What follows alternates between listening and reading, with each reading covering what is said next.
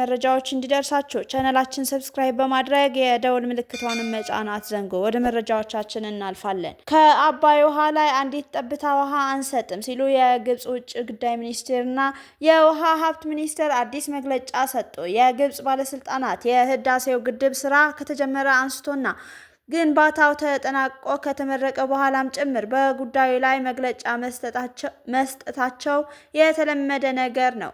የዛሬውን መግለጫ ለየት የሚያደርገው ግን ሁለት የግብጽ ሚኒስትሮች በጋራ መግለጫ ማውጣታቸው ነው።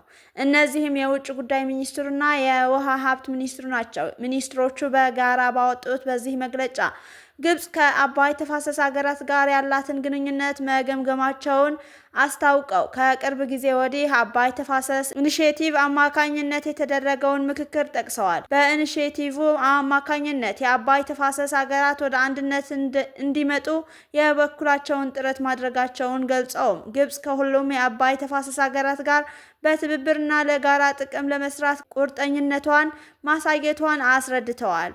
ጨምረውም በዚህ የትብብር ልማት ጥረቶች የግብጽን የውሃ ደህንነት ሊያዳክሙ የሚችሉ ወይንም ድንበር ተሻጋሪ ወንዞችን በተመለከተ ዓለም አቀፍ ሕግን የሚጥሱ እንዳይሆኑ ልዩ ትኩረት እንደተሰጠውም ጠቅሰዋል። ሚኒስትሮቹ ጨምረውም ይሁንና በምስራቃዊ አባይ በኩል ዓለም አቀፍ ሕግን የጣሱና የተናጠል ፕሮጀክቶች እየተከናወኑ መሆናቸውን አጥብቀን እናወግዛለን ያሉ ሲሆን በድንበር ተሻጋሪ ወንዞች ላይ ዓለም አቀፍ ሕግን ማክበር እንዲገባ አሳስበዋል። በመግለጫቸው የግብጽን ውሃ ደህንነት ለመጠበቅና በተፋሰሱ ዙሪያ ያሉ የልማት ፕሮጀክቶችን ለመከታተል የውጭ ጉዳይ ሚኒስቴርና የውሃ ሀብት ሚኒስቴር በቅንጅት መስራታቸው እንደሚቀጥሉም አስታውቋል። ግብጽ በአባይ ተፋሰስ ሀገራት ላይ ለልማትና ለአቅም ግንባታ ያወጣችው አጠቃላይ ወጪ አሁን $100 ሚሊዮን መድረሱን የጠቀሱት ሚኒስትሮቹ ጨምረውም ይህንን ሁሉ ጥረት የምናደርገው ከአባይ ውሃ ላይ አንዲት ጠብታ ውሃ ላለመስጠት ነው ብለዋል።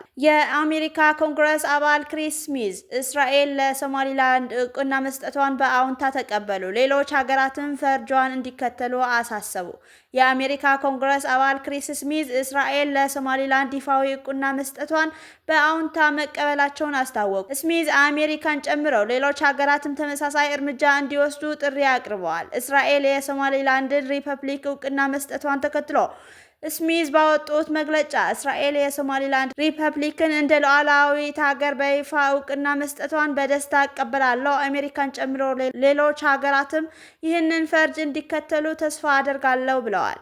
የኮንግረስ አባሉ የሶማሊላንድ ዲሞክራሲያዊ ጥንካሬ አጉልተው የገለጹ ሲሆን ሀገሪቱ ከአንድ ዓመት በፊት ከተካሄደው ምርጫ በኋላ በሰላማዊ መንገድ ስልጣን በማሸጋገር የፖለቲካ ብስለቷን ያሳየችና እየሰራ ያለ ዲሞክራሲ ያለባት ሀገር እንደሆነች ገልጸዋል። ሶማሊላንድ ከአንድ ዓመት በፊት ከነበረው ምርጫ በኋላ በሰላማዊ መንገድ ስልጣን በማሸጋገር በተግባር የሚታይ ዲሞክራሲ ያላት ሀገር መሆኑን አሳይታለች ያሉት ስሚዝ ይህም በአፍሪካ ቀንድ አልፎ ተርፎም በብዙ የአፍሪካ ሀገራት ውስጥ ብርቅ የሆነ አዎንታዊ ምሳሌ ነው ብለዋል።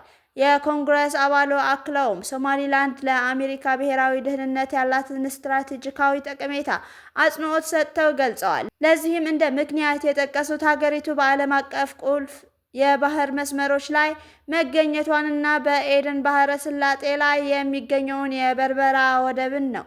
ስሚዝ የሶማሊላንድ ስትራቴጂካዊ አቀማመጥና የበርበራ ወደብ ሀገሪቱ ለአሜሪካ ብሔራዊ ደህንነት ያላትን ከፍተኛ ፋይዳ የሚያጎሉ ናቸው ሲሉ መናገራቸውን ተዘገበ። ቀደም ሲል የአሜሪካ ፕሬዝዳንት ዶናልድ ትራምፕ የእስራኤሉ ጠቅላይ ሚኒስትር ኔታንያሁ ለሶማሊላንድ የሰጡትን የሀገርነት እውቅና አሁን ላይ እንደማይከተሉ መግለጻቸው አይዘነጋም። ትራምፕ ውሳኔው ላይ ለመድረስ ከመካከለኛው ምስራቅ አገሮቻቸው ጋር በቂ ጥናት ለማድረግ መወሰናቸውን ተናግረው ነበር። የቡርኪና ፋሶ ወታደራዊ መንግስት የሀገሪቱን መሪ ካፕቴን ኢብራሂም ትራኦሬን ለመግደር የተጠነሰሰው ውስብስብ ሴራ ማክሸፉን አስታወቀ። ከጀርባ እነማን አሉ? የሀገሪቱ የደህንነት ሚኒስትር መሐሙድ ሳና በብሔራዊ ቴሌቪዥን ቀርበው እንደገለጹት ይህንን የግድያ ሙከራ ያቀነባበሩት እንደ አውሮፓውያን አቆጣጠር በ2022 በካፒቴን ትራኦሬ ከስልጣን የተወገዱት የቀድሞ መሪ ሌተናል ኮሎኔል ፖል ሄንሪ ዳሚባ ናቸው። የደህንነት መስሪያ ቤቱ ሴራውን የደረሰበት በመጨረሻዎቹ ሰዓታት እንደነበር የገለጹት ሚኒስትሩ እቅዱ ቅዳሜ ምሽት ላይ ፕሬዝዳንቱን በቅርብ ርቀት ተኩስ ወይም በመኖሪያቸው ላይ በሚቀመጥ ፈንጅ በመግደል ስልጣን ለመቆጣጠር ነበር ብለዋል። ሚኒስትሩ አክለውም ለዚህ ተግባር ማስፈጸሚያ የሚውል 70 ሚሊዮን ሴፋ ፍራንክ ወደ $125,000 ከጎረቤት ሀገር አይቮሪ ኮስት ኮት ዲቫር እንደተላከ ከሰዋል። ሴረኞቹ የውጭ ኃይሎች ጣልቃ እንዳይገቡ የሀገሪቱን የድሮን ማረፊያ ጣቢያ ለማውደም ማቀዳቸውንም ገልጸዋል። ሴረኞቹ ስለ ግድያ እቅዳቸው ሲወያዩ የሚያሳይ ቪዲዮ በእጃቸው እንደሚገኝ ጠቅሰዋል። መንግስት ሁኔታ በቁጥጥር ስር መሆኑን ገልጾ ምርመራ እየተካሄደ እንደሆነና የተወሰኑ ግለሰቦችን በቁጥጥር ስር መዋላቸውን አስታውቋል። እስካሁን በኮሎኔል ዳሚባም ሆነ በኮትዲቫር በኩል የተሰጠ ምላሽ የለም። ካፒቴን ትራኦሬ እንደ አውሮፓውያን አቆጣጠር በ2022 ስልጣን ከያዙ ወዲህ ይህ ሙከራ መንግስታቸውን ለመገልበጥ የተደረገ ቢያንስ ሶስተኛ ሙከራ እንደሆነ ይነገራል። የ37 ዓመቱ ካፒቴን ኢብራሂም ትራኦሬ በተለይም በምዕራባውያን በዋናነት በፈረንሳይ ጣልቃ ገብነት ላይ ያላቸውን ጠንካራ ተቃውሞ ተከትሎ በወጣቱ የአፍሪካ ትውልድ ዘንድ እንደ ፓን አፍሪካኒስት መሪ ተቀባይነት አግኝተዋል። ንግግራቸው ብዙውን ጊዜ የአፍሪካን ሉዓላዊነትና ራስን መቻል የሚያንጸባርቁ ናቸው። ቡርኪና ፋሶ ከጎረቤቶቿ ማሊና ኒጀር ጋር በመሆን የሳህል መንግስታት ጥምረት መስርታለች። እነዚህ ሶስት ሀገራት ከምዕራብ አፍሪካ የኢኮኖሚ ማህበረሰብ ኢኮዋስ በማውጣት እና ከፈረንሳይ ጋር ያላቸውን ወታደራዊ ግንኙነት በማቋረጥ ወደ ሩሲያ ይበልጥ ተጠግተዋል። ትራኦሬ ስልጣን ሲይዙ የሀገሪቱን የጸጥታ ችግር ለመፍታት ቃል ገብተው ነበር። ይሁን እንጂ የጂሃዲስት ቡድኖች አልቃይዳና አይኤስን የሚደግፉ አሁንም በሀገሪቱ ሰፊ ግዛቶችን በመቆጣጠር ጥቃት እየሰነዘሩ ይገኛሉ። በሚሊዮን የሚቆጠሩ ዜጎችም ከቀያቸው ተፈናቅለዋል።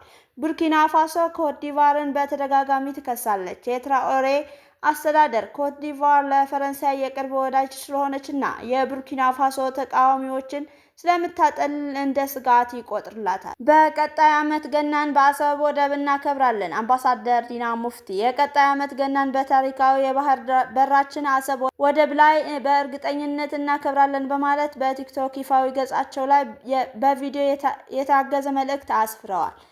አክለውም የኢትዮጵያ ሕዝብ ህዳሴውን አይቻልም እየተባለ አርጎታል። የኢትዮጵያ ሕዝብ አድዋን የሚያክል ጀብድ የፈጸመ ነውና ቀጣይ ዓመት ታሪካዊ ባህር በራችን አሰብ ወደብ ላይ እንመለሳለን ብለዋል አምባሳደር ዲና ሙፍቲ። ክቡራን አድማጮቻችን ለሰዓቱ የያዝናቸው ዜናዎች እነዚህ ናቸው። ሌሎች መረጃዎች ይዘን እስከምንመጣ በያላችሁበት ቸር ቆዩ።